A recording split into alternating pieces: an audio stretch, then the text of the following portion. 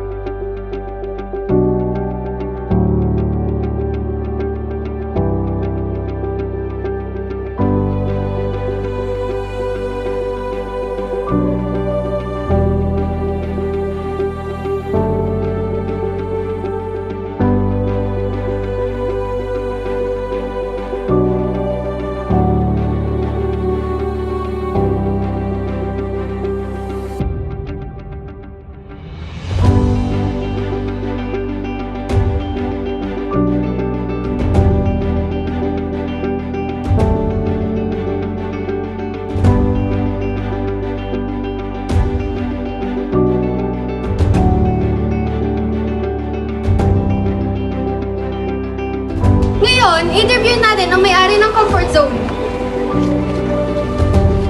Ano pong pangalan niyo? Ako po si Leonardo Bautista Ico. Ilang taon na po kayo? Ang edad ko ay 59 years old. Ano pong kurso natapos niyo? Ang natapos kong kurso is Bachelor Science of Marine Engineering. Ano pong trabaho niyo? Trabaho ko ngayon o simple seaman ako. Nakaraan. At from now is a businessman. Ano pong kasabihan ninyo o motto sa buhay? Motto. May motto sa buhay is no retreat, no surrender.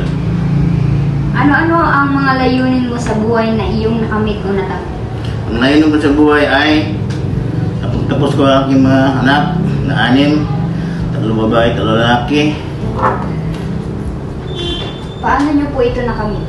Nakamit ko dahil lang sa aking pagsisikap na sumaya ko ng barko, nagtrabaho. Ano pong mga hakbang na inyong ginawa bago niyo po makamit? Ang dami. Pataas ko ng rangko. Inabot ako ng napakahirap. Yung istoryahin ko sa isa't isa, mahabang istorya. At least, as of now, narating ko yung full-pledge na sinasabi as a marine engineer, chief engineer on board ship. Sino-sino ang naging kasama o kaagapay mo sa pagkamit ng iyong mga layunin sa buhay? Kasama ko sa Sa... kamit ng aking layunin sa buhay. Yes. Unang-una, kung may kapal na lagi kong nananalangin na yung gusto kong makamit sa buhay para magapay ko yung mga tungkulin ko bilang magulang sa aking pamilya. At okay naman ang resulta.